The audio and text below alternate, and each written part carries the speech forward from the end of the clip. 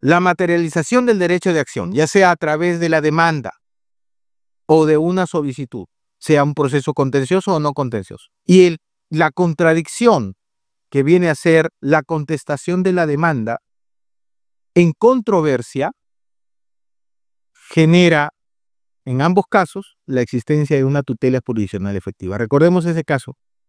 No es lo mismo conflicto de intereses, porque el conflicto de intereses se da en una relación material del concepto de litigio, que es cuando la persona acreedor demanda en vía judicial al deudor, y la contestación de la demanda contradiciendo todos los puntos de la demanda, generando la controversia. Por lo tanto, conflicto de intereses es una cosa, litigio es otra, controversia es otra.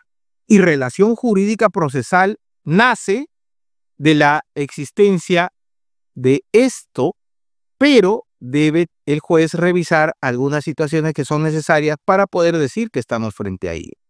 Para este tema del derecho de acción, en doctrina jurídica básicamente existen dos posiciones: la teoría monista y la teoría dualista.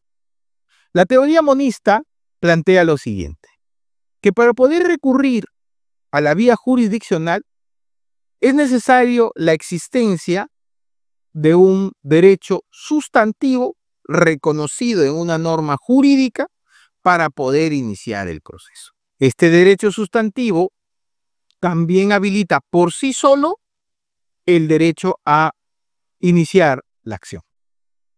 Por otro lado, la teoría dualista señala un momentito, si es cierto, puede haber o tal vez no un derecho sustantivo reconocido en una norma como el Código Civil o una ley especial.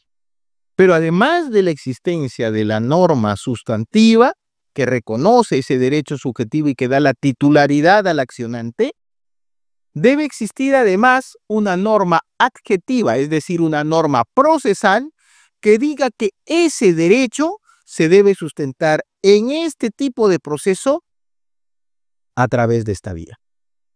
Por eso es que si revisa su Código Procesal Civil y ve proceso de conocimiento, proceso abreviado, proceso sumarísimo, verá que cada uno de ellos tiene una vía específica con casos específicos. Esa es la teoría dualista.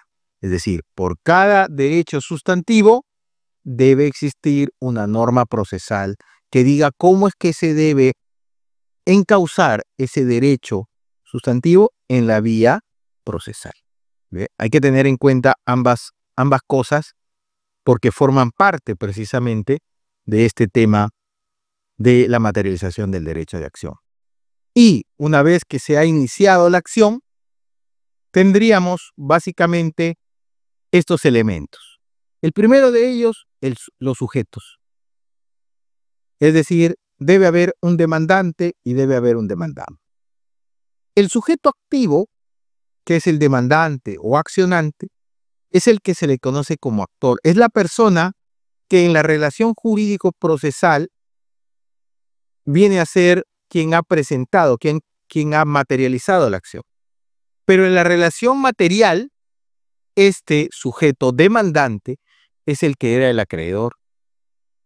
Mientras que en el otro extremo de la relación procesal, tendríamos al demandado o emplazado, quien en la relación material era el deudor. El objeto del derecho de acción viene a ser el reconocimiento, la declaración o la constitución que se persigue mediante la acción. Es decir, tengo que saber cuál va a ser mi pretensión. Y mi pretensión obviamente tiene que ser materializada dentro de los plazos, con todos los requisitos, sabiendo qué voy a demandar. Si voy a demandar el divorcio, si voy a demandar una obligación de dar suma de dinero, tengo que saber qué voy a pedir, porque aquello que no pida no me lo van a dar. Por ejemplo, en una obligación de dar suma de dinero, perfecto, usted no me pagó, le demando que me entregue el monto que falta de cancelar, pido además los intereses moratorios, los intereses compensatorios, los intereses legales, y si me ha causado esta demora algún perjuicio, le pongo también en la demanda, lo incluyo la pretensión de una indemnización por daños y perjuicios, más los costos y las costas del proceso judicial. Entonces usted tiene como abogado saber bien qué cosa va a demandar. Y finalmente la causa, que viene a ser el fundamento fáctico y jurídico del derecho pretendido. Presentada que sea la demanda y habiéndose corrido traslado al procesado, se genera esta relación procesal entre las partes y el juez. ¿Quiénes son las partes? El demandante y el demandado. Y el juez es un tercero imparcial que va a tener que dar solución al caso que se le haya presentado, sea conflicto de intereses, sea incertidumbre jurídica. Y entre estos sujetos procesales se va a dar un vínculo jurídico entre las partes y el juez, sustentado este tema en el saneamiento procesal. Es decir, después de haber presentado la demanda, después de haber sido notificado al demandado con la demanda y haber contestado, el juez va a llamar a las partes para que en audiencia se declare la existencia de la relación jurídica procesal válida. Eso se llama audiencia de saneamiento. Y habiéndose declarado ese saneamiento, se encuentra vigente esa relación procesal desde el emplazamiento, es decir, desde el momento en que se notificó con la demanda hasta la ejecución de la sentencia. Y en este caso, se podría permitir la inclusión de terceros interesados, por ejemplo, la participación del representante del Ministerio Público, de los peritos, de los auxiliares jurisdiccionales, etc. Por lo tanto, si van a incorporarse estas personas a la relación procesal, el juez es quien va a autorizar la inclusión de terceras personas y de los medios probatorios que se hayan ofrecido. La relación jurídico-procesal se da entre el demandante, el demandado y el juez, pero frente a la existencia de una demanda, el juez, al recibir la demanda, debe calificarla. Y para poder calificarla y poder ver si está todo correcto, deberá ir a ver los requisitos y los anexos de la demanda y correrá traslado al demandado. El demandado, al contestar, deberá contradecir, pero luego de ello venía la audiencia de saneamiento para poder declarar la existencia de una relación jurídica o procesal válida. Y para poder ver si es que eso es así, el juez debe verificar primero la existencia de todos los presupuestos procesales y de todas las condiciones de la acción. Los presupuestos procesales son tres. Primero, la competencia del juez. Tengo un tema laboral, no lo voy a llevar al juez penal. Alguien ha matado a una persona, no lo voy a llevar al juez civil. Tengo un divorcio, no lo voy a ver en vía laboral. Por lo tanto, uno de los criterios para determinar la competencia es la materia. Otro criterio para determinar la competencia es la territorialidad, es decir, ¿en dónde debo yo presentar mi demanda? Puede ser en el domicilio del demandante o a su elección en el domicilio del demandado o en el donde se encuentren los bienes materia de la controversia o del litigio. La norma precisa las situaciones especiales porque puede haber inclusive domicilio plural, puede haber inclusive domicilio especial para el caso de actos jurídicos. Otro criterio de competencia, además del territorial, además del principio por la materia, es también la competencia por razón de la cuantía. Por eso es que los invito a ustedes a que revisen su Código Procesal Civil y vean las cuantías que existen en unidades de referencia procesal para los procesos de conocimiento, para los procesos abreviados, para los procesos sumarísimos. Otro presupuesto procesal es la capacidad procesal de las partes. Si tiene la capacidad de ser parte dentro de un proceso. que implica la actitud para poder ser titular de los derechos o de las obligaciones en un proceso judicial. Esto equivale a tener la capacidad de goce civil. Y cuando hablamos de la capacidad de goce civil, es que usted deba ser titular del derecho, deba tener capacidad plena de ejercicio, y si usted estuviera en una situación de capacidad limitada, ¿no es cierto?, puede actuar a través de su representante. Por ejemplo, un menor de edad que necesita los alimentos, no es que no pueda acudir al Poder Judicial, sino que lo hará a través de sus representantes legales. Bien. Ahora, los requisitos de la demanda, ya ustedes los conocen, se encuentran en el artículo 424 y los anexos de la demanda en el artículo 425 del Código Procesal Civil, que implican aquellos aspectos mínimos que deben ser reunidos para poder postular un proceso judicial. Finalmente, en cuanto a lo que son las condiciones del derecho de acción, tenemos la legitimidad para obrar y el interés para obrar.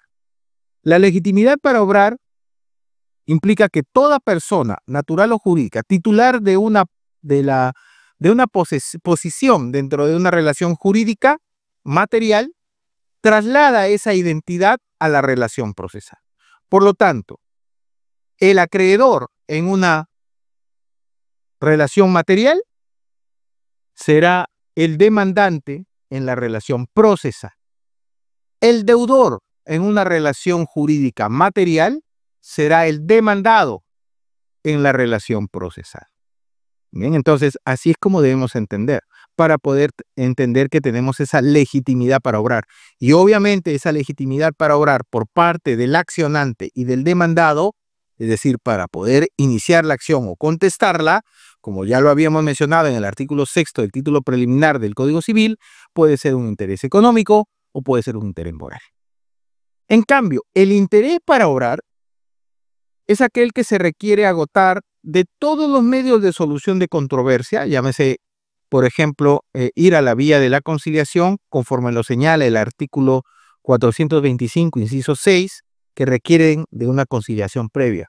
Pero si la materia no es competencia de la conciliación extrajudicial, o siendo esta conciliación facultativa, como en el caso de los derechos de familia, o no vaya a la vía de la conciliación, como por ejemplo el caso de violencia familiar o los temas de nulidad de los actos jurídicos, ahí va directamente a la vía del Poder Judicial.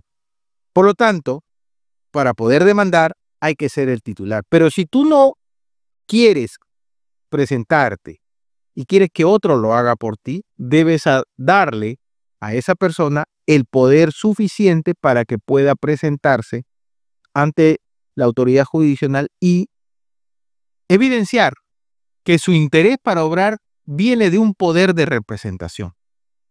Por lo tanto, en la vía judicial, en la medida de lo posible, que debe ser la última medida para la solución de los conflictos, puede acudir al Poder Judicial la persona titular o su representante o apoderado. Y ellos deberán denotar el interés por acceder a la tutela jurisdiccional efectiva que no pudo conseguirse de otro modo. ¿Bien? Llegamos entonces ahora a las conclusiones, ¿bien?, que básicamente se centran en estas dos preguntas. ¿Qué es el derecho de acción y cuáles son los presupuestos procesales y cuáles son las condiciones de la acción? Hablamos del derecho de acción cuando básicamente nosotros nos presentamos ante el Poder Judicial ejerciendo esa facultad potestativa de recurrir a la vía jurisdiccional buscando una tutela jurisdiccional efectiva en una situación de incertidumbre jurídica que da origen a un proceso no contencioso o a una situación de conflicto de intereses que da origen a un proceso contencioso en vía de conocimiento abreviado, sumarísimo, cautelar o único de ejecución. Esa facultad de acudir es potestativa, es un derecho subjetivo.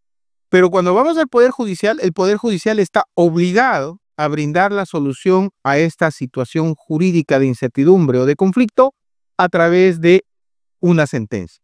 Esa sentencia viene a ser una obligación por parte de la judicatura para brindar esa tutela jurisdiccional efectiva y lograr los fines del proceso, que no son otros que solucionar el conflicto o la incertidumbre. Deberá darse a través de una norma sustantiva y de normas procesales. Evidentemente, si hubiera alguna situación de laguna del derecho, tanto en el tema sustantivo como en el tema procesal, el juez deberá acudir a mecanismos de integración jurídica, tales como la hermenéutica jurídica o los principios generales del derecho, y preferentemente los principios que inspiran al derecho peruano. Los presupuestos procesales y las condiciones de la acción. Para que exista una relación jurídico-procesal válida, el juez, después de haber recibido la demanda, haberla verificado, ver si entra a trámite, corre traslado al demandado y el demandado contesta, contradiciendo la demanda. Al contradecir la demanda, el juez debe llamar a las partes para, en audiencia, declarar la existencia de una relación jurídico-procesal válida. Para que esto ocurra, el juez debe verificar los presupuestos procesales y las condiciones de la acción. Los presupuestos procesales son tres: competencia del juez, ya sea por razón de territorio, por razón de la materia o por razón de la cuantía. Debe verificar la capacidad procesal de las partes, si es que tienen el libre administración o decisión sobre sus derechos civiles, y debe además verificar los requisitos de la demanda y los anexos de la demanda y de la contestación de la demanda, conforme lo establece el artículo 424 y 425 del Código Procesal Civil. Para efecto de lo que son las condiciones de la acción, tiene que verificar la legitimidad para obrar y la capacidad para obrar. La legitimidad para obrar implica que la persona debe tener un legítimo interés que puede ser económico o interés que puede ser moral, porque tanto el interés económico como el interés moral, de acuerdo a lo que prescribe el artículo 6º del título preliminar del Código Civil, le otorga la facultad de iniciar una acción o de contestar la demanda. Y además de del interés para obrar, debe también tener capacidad para obrar. Bien, esa situación implica, si es que se presenta de manera directa como titular del derecho de acción y titular del derecho sustantivo, o por el contrario, ha otorgado el titular del derecho sustantivo poder a una persona y tendrá la capacidad para obrar en base a ese poder de representación o de contrato de poder, ¿correcto? Ya sea que en este caso fuera representante o apoderado. Bien, y con eso estamos llegando a la final de esta sesión.